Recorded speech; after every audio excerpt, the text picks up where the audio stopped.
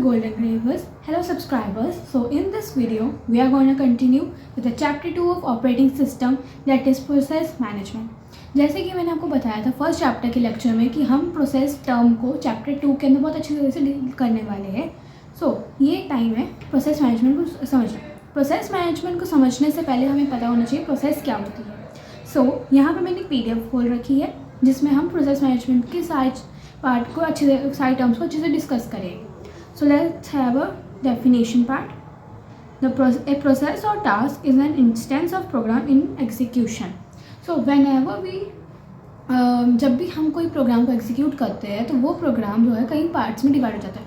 तो हर पार्ट को हम टास्क कहते हैं और एक टास्क एक इंडिविजुअल प्रोग्राम भी कह सकते हैं, एक इंडिविजुअल प्रोसेस होती है जिसमें हर एक प्रोसेस की अपनी कोड, अपने डाटा, अपने इंफॉर्मेशन होती है. Next we have process state. जब भी हमारे ऑपरेटिंग सिस्टम के अंदर कोई भी एक नई प्रोसेस आती है तो वो कई स्टेजेस के गो थ्रू होकर हमारे ऑपरेटिंग सिस्टम से एग्जिट होती है. स्टेज 1 जहाँ से वो एंट्री होती है, स्टेज 2 जहाँ से वो एग्जिट होती है, सारी स्टेजेस जो है हमारी प्रोसेस स्टेज में आ जाती है.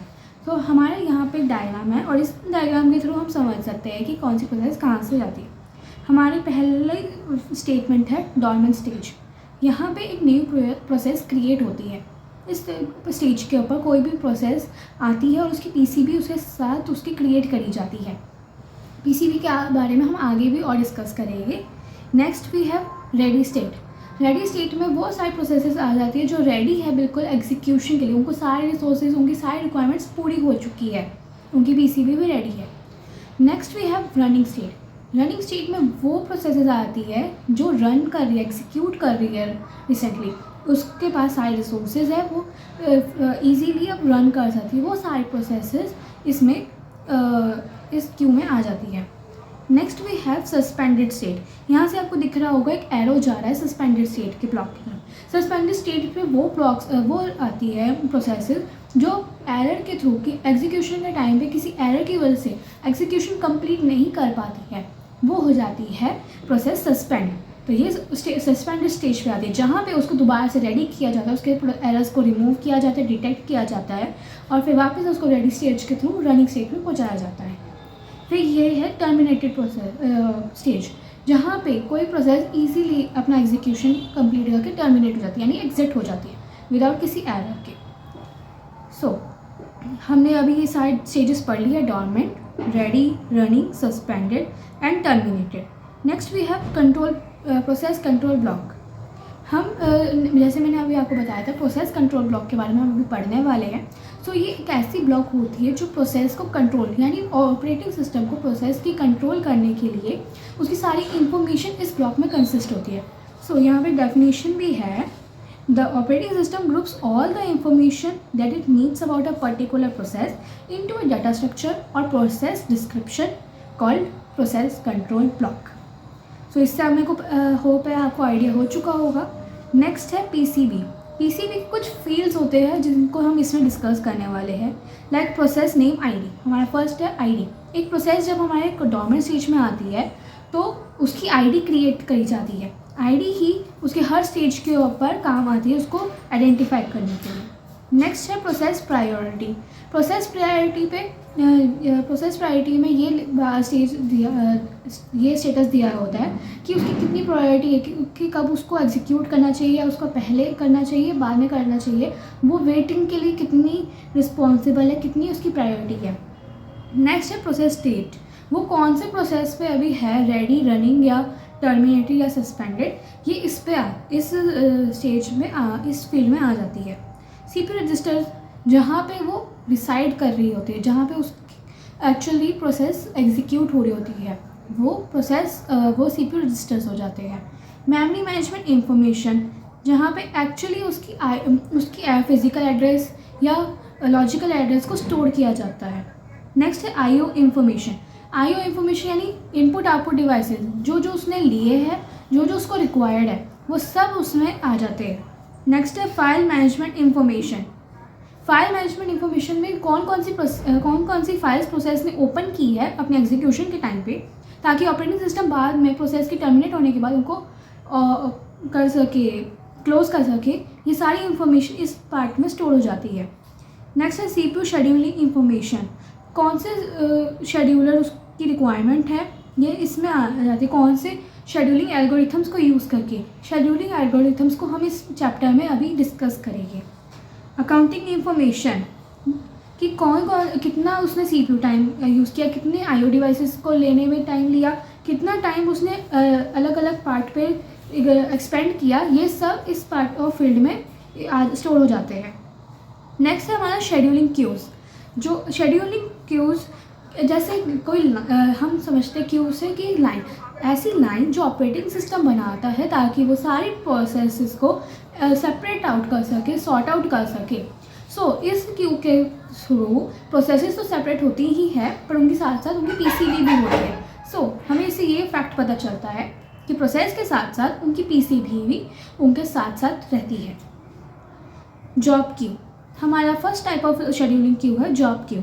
यहाँ पे ऑल प्रोसेसेस जो अभी सिस्टम में रिसाइड कर रही है वो सारी की सारी प्रोसेसेस इस क्यू में आ जाती है, लाइक डॉर्मेंट स्टेज पे जो होती है। नेक्स्ट है रेडी क्यू। इस क्यू के अंदर वो सारे प्रोसेसेस आ जाती है जो रेडी है एग्जीक्यूशन के लिए प्रॉपरली, उनको सारी उनके IO डिवाइसेस, सारी रिक्वायरमेंट्स, एलोकेशन सब कुछ हो चुका है, सजेस्ट हो चुका है।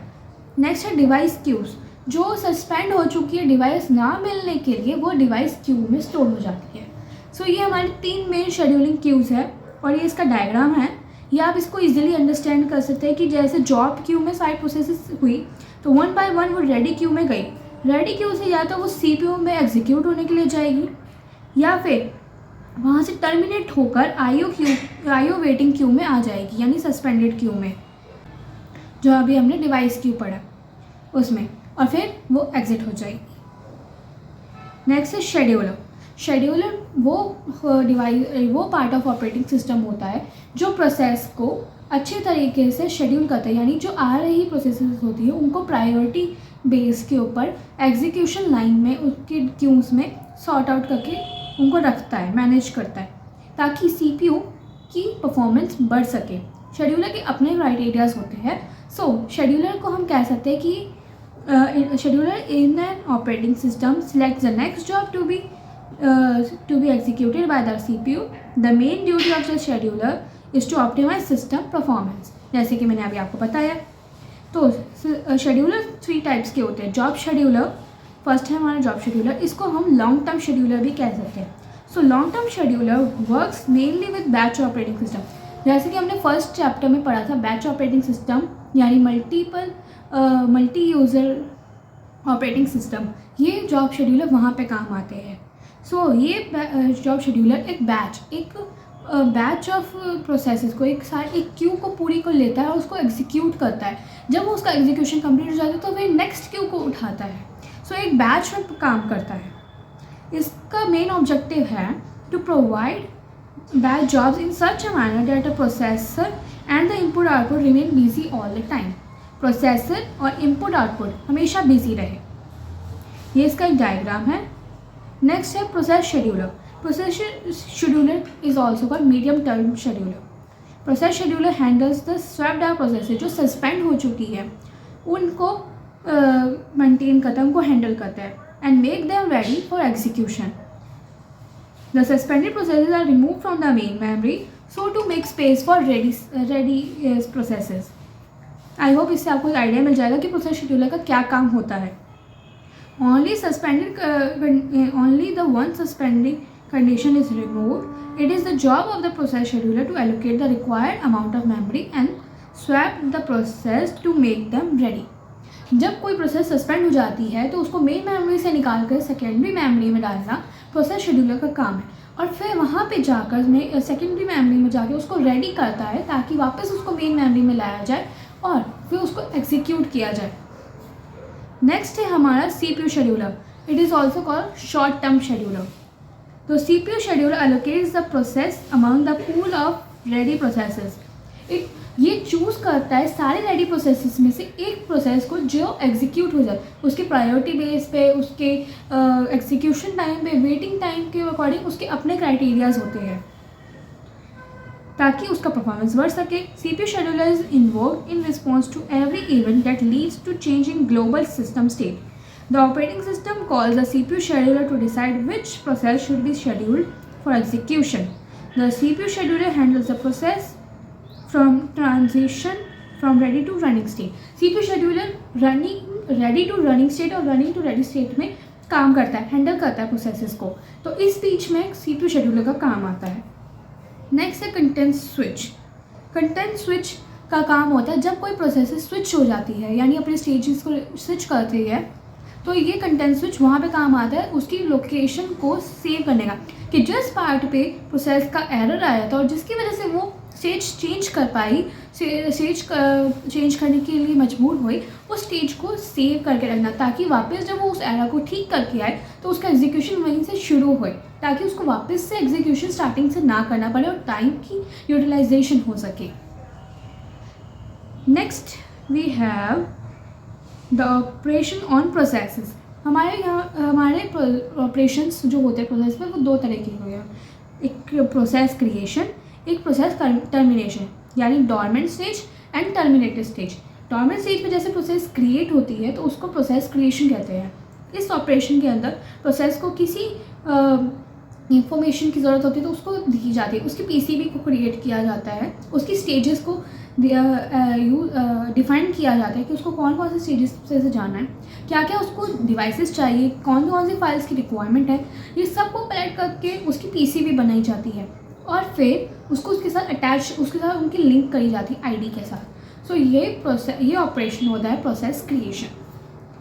नेक्स्ट वी है प्रोसेस टर्मिनेशन। इसमें प्रोसेस टर्मिनेट होती है तब हम जो उसने रिसोर्सेज को एलोकेट होल्ड कर रखा है उसको डी एलोकेट किया जाता है। कौन जो फाइल्स ओपन हो रखी होती है उनको एग्जिट किया जाता है, उनको क्लोज किया जाता है। इस ऑपरेशन के अंदर प्रोसेस को फुली तरीके से उसकी सारी जो उसने प्रॉपर्टीज़ यूज़ कर रखी थी उसको वापस से नॉर्मल कर दिया जाता है, रिफ्रेश कर दिया जाता है। Next we have inter process communication. For example, अगर दो प्रोसेसेस एक साथ काम कर रही है और उनको अपने आपस में बीच में बात करनी होती है, लाइक जब भी हम एक स्टूडेंट से दूसरे स्टूडेंट के बीच में बात करते हैं कि अगर हमारा पेन खत्म हो जाता है तो हम दूसरे फ्रेंड से कम्युनिकेट करके उससे पेन मांगते हैं, उसको किसी चीज़ की रिक्वायरमेंट होती है तो हम उस कम्युनिकेशन के थ्रू उसकी रिक्वायरमेंट पूरी करते हैं। तो सेम प्रोसेस कम्युनिकेशन में दो या दो से ज़्यादा प्रोसेसेस किस तरीके से कम्युनिकेट करें वो मेथड्स हम इसमें पढ़ेंगे। Shared memory and message passing. Shared memory एक ऐसा प्रोसेस है जिसमें हम एक मेमोरी बिट को यूज़ करेंगे मैसेजेस को पास करने के लिए।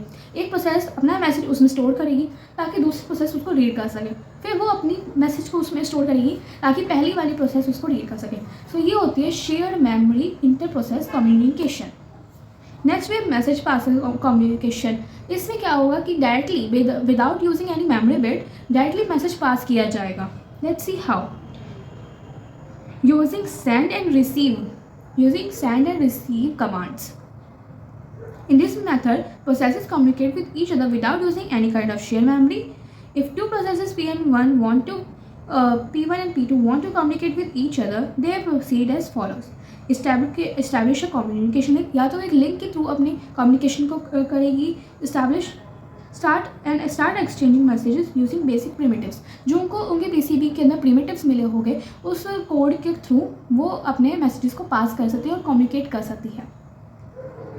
नेक्स्ट ये हमारे यहाँ पे फ्लो चार्ट है, इसको हम समझ चुके हैं तो इसको आप हमारे नोट्स के अंदर भी पढ़ सकते हैं। हमारे जो हमारे टेलीग्राम ग्रुप पे जो नोट्स है उसमें ये ब्रीफली डिस्क्राइब्ड है। सो हमारे टेलीग्राम ग्रुप को ज्वाइन करने के लिए डिस्क्रिप्शन लिंक को क्लिक करें।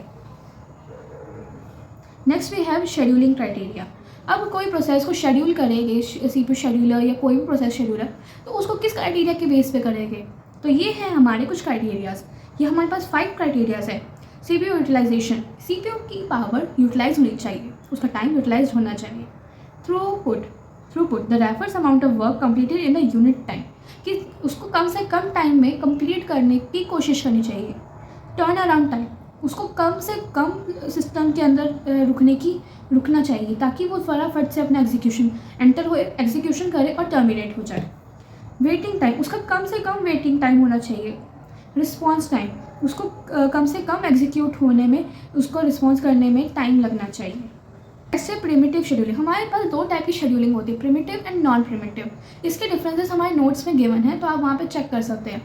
बेसिकली प्रिमिटिव का मतलब होता है इंटरप्शन।